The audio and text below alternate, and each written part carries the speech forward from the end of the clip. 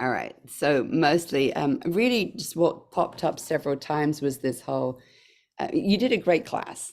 And when I thought about great, then what came in was genius, like genius, how you prepared and set it up. I love how much you had form and freedom. It's really, this is like really developing from Blue Belt stuff that you had a very fixed, clear, thought out structure. You prepared it in advance and also before class. You had a whole structure. You timed it so we could do all of that number stuff before the class started. So that's a lot of structure. That's a lot for me. That's a lot of like logical brain working out stuff. Um, and with that, you were so loose and relaxed and allowed so much creativity through. And genius also, like for me, genius is like, that's a great idea. Now I want to replicate that. And I hope that you see that as being one of the best compliments ever. It's like, I'm like, genius. And it's a structure now. Like that you have created this structure, you know how it works. It gave you some confidence before, like you've test driven some of the songs, yet at the same time you still don't know what you're doing. And again, I think that's that real sweet spot. And when you said that you were surprised, you haven't felt so nervous for the last couple of improv classes you've done. I wonder if today that nervousness was just like, this is like you've now just you were here and you went to a new level just by doing it. And then you got more comfortable and you went to another level. And today I feel like that nervousness from my perspective was like, wow, this is Natasha taking another risk and stretching it to the next level. And that comes up with, I think you're really skilled and maybe better than me at this of doing safe risks. It's like it was really risky what you did today. You haven't ever done it before, but you structure really good safe risks. You're not out of control, but you're not 100% in control. And from that, the class experience for me, and I perceived it, everyone else taking the class, was like you just exude relaxation and joy from all of us with like you just I'm like, this is like it was planned. The first, and then also for me, it's like, I think there's a thing I call the first song like the cornerstone, like how my first song goes is going to affect the whole rest of the class experience. And that's how I am in the first song. Am I grounded and like casting the whole of the experience and delivering a really a good beginning makes all the difference, I think. And that also goes with choreography. And that first song and how you have the choreography going. I was like, I haven't looked at alchemy yet. I'm playing with developing my own thing, and then I like going into it later. And I was like, this is genius. It was, and how you landed like all the sections. You're like, and there was one moment when you're like, oh no, wait a moment. Like you knew the music well enough, and then you went into the next thing, just so smooth. Yeah. So that was safe risks, and then really clear cues. So there's two things. Yeah, there's cues. Are my words clear? Am I sharing pearls that truly are enhancing the experience? And and then also, how am I doing on the timing of my cues? And both of them, you nailed them. You had enough like consistency and repetition. So some things you said and you said them again and again. It was just exactly that sweet spot. It was like not too much, but sometimes it's such a good cue. It's good to massage it and say it again and go deeper into it. So you modeled that like beautifully. So you were consistent and you used repetition. Your cueing was relaxed. You were right in the sweet spot, giving us advance notice. And then sometimes you said the move as we were doing the move, which is perfect. So a nice balance between those two. And then telling us very, very well, just very relaxed ways of like you did one move and you said, I think it was undulation, and then you said release tension in your shoulders, and it was like a perfect pearl. It enhanced my experience of my undulation with how you said it. And then I loved how you also did like sound connecting with a body part. So you went ha, and then all you said was your jaw, And I was like, genius, that's it. It's like, I get that. And that one was so good. You actually only said it once. And that's an example of like, if you sense that in your body and it really matches, do it again, milk it again, or like actually make a mental note of like, now that's one of my cues in my pocket that, I call them like recycled pearls, that it was just the way you did it, the timing of ha, your jaw. And I got it. And I was like, that is so cool. Less words sometimes is more.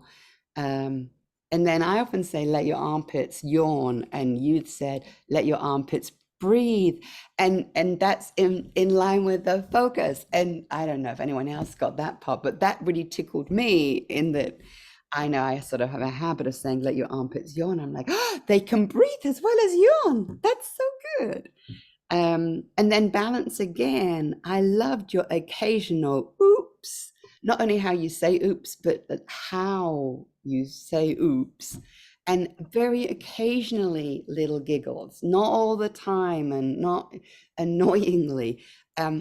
But that's you just that you're relaxed, you're unique, you're genuine, you're comfortable, you are coming through. Your moves were grounded, your choreography, it's a lot of patterns and complexity, but you're just like just oozing it out as if like I said, this is how we sort our sock drawer sort of stuff. Um, I think that's, yeah. So clear cues, safe risk, fabulous timing, consistent repetition, relaxed, unique, genuine, which is for me is just genius from beginning, from preparation and in class. And then big smiles.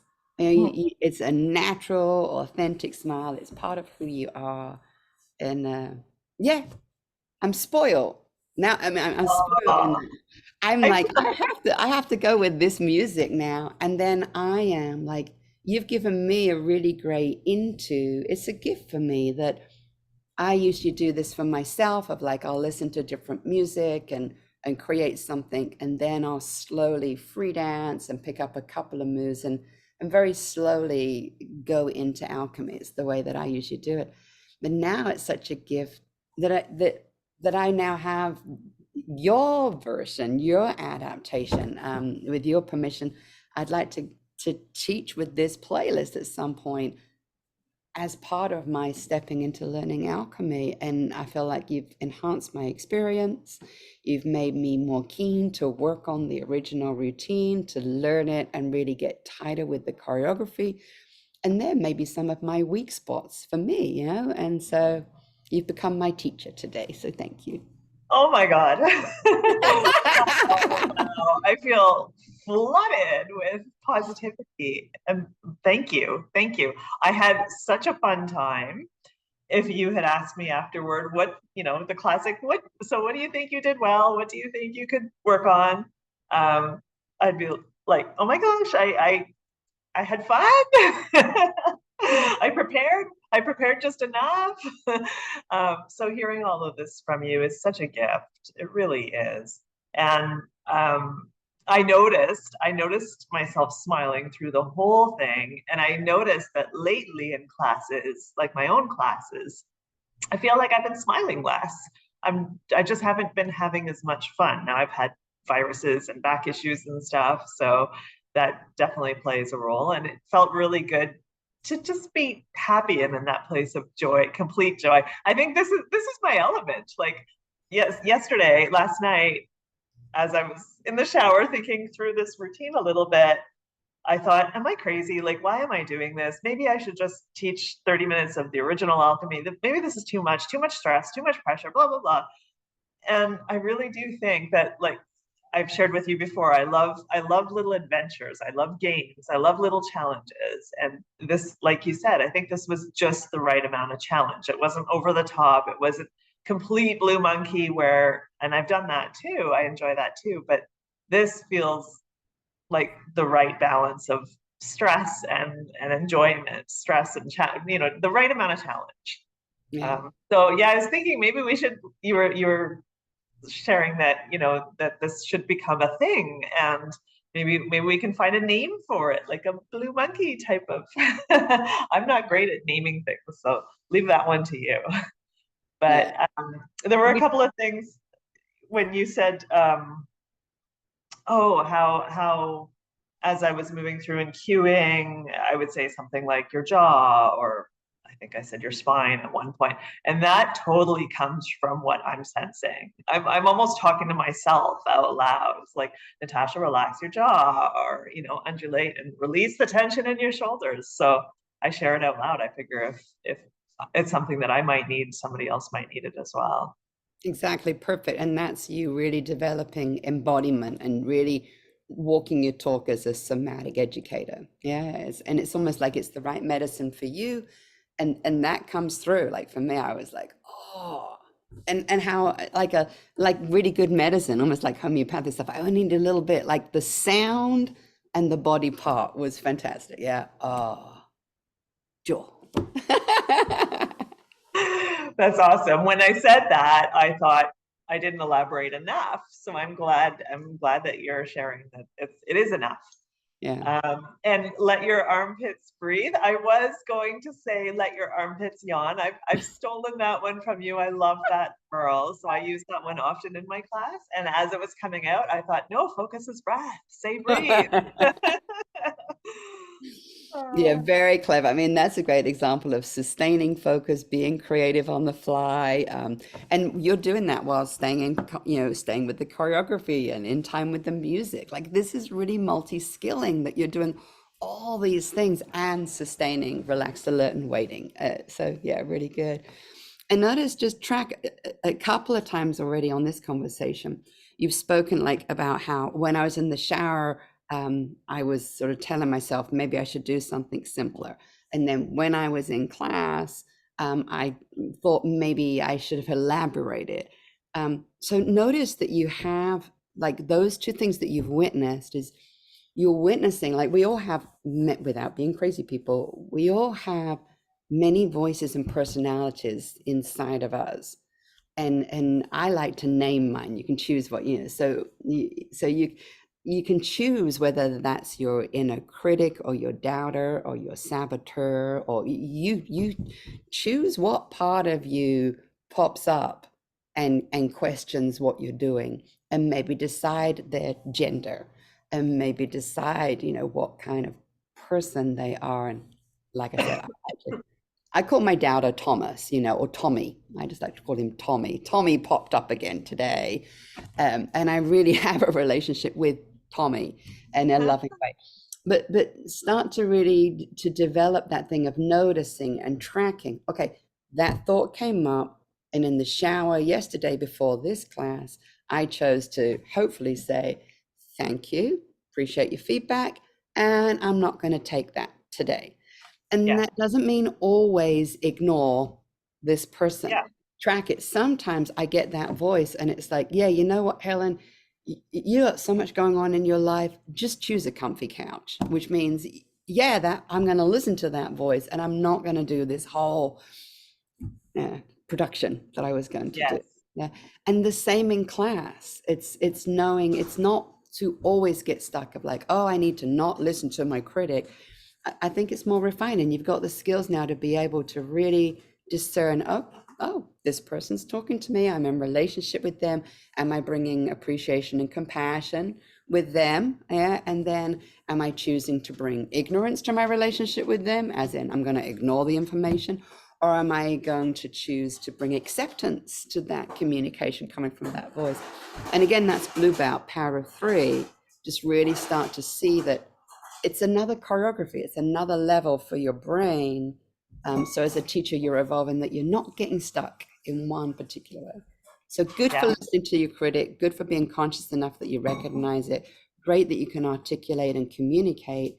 And now it is also to play with, yes, and I can sometimes choose to listen to them as yeah, much as I can choose to not listen to them. They're part of me, sort of thing. Yeah. yeah, Yeah. yeah.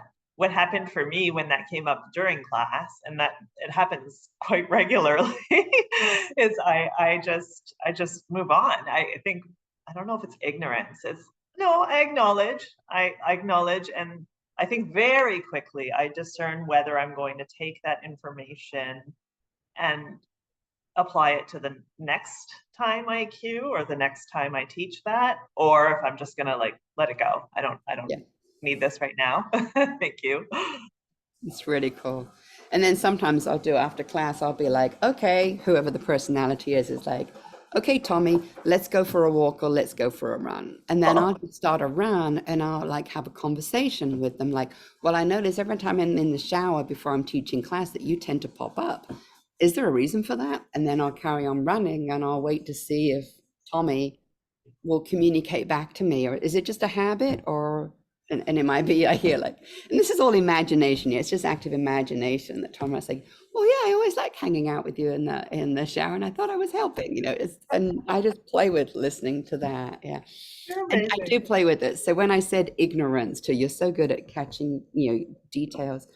I play, with that whole thing of if I ignore what a voice tells me, I just play. It's my little code of like, oh, I bought ignorance to blah, blah, blah. And there's lots of ways we can define ignorance, but really that's my personal shorthand for I chose to ignore the recommendation of the person in my head. Not saying that I was ignorant, but I just play with twist. I ignored that statement. Is that true? Yes. I choose to say, therefore, I brought ignorance to my relationship with the other, and whether that's actually grammatically or correct of how to use that word, it's what works for me, and that's part of Yeah, finding out what works for you. Yeah, yeah, it yeah. wasn't that I was ignorant or that Tommy was ignorant. I just ignored them. Yeah. Cool. But you did really good. So mostly just really huge round of applause. I can't wait to take the recording myself. Thank you for giving me permission to go play with that. I really invite you to do your take two for the ones that were left behind. I really I look forward to seeing will. how that is. And then also now you've got enough of a pocket. You've done the 30 minutes. Now play with the choreography for the other parts of alchemy. So you've really got two things to do. Yeah, the songs that you didn't include, and then also the B choreography. Yeah, Yeah, yeah. I can't wait for Kelly to see this. This would Aw. be really Oh. cool. All right, anything else? No, I think that's it. Just thank you. Thank you for showing up today. Thank you for flooding me with all this amazing feedback. You're awesome. I Aw, really appreciate you. well, right back at you. It's a real pleasure. So thank you. Hmm.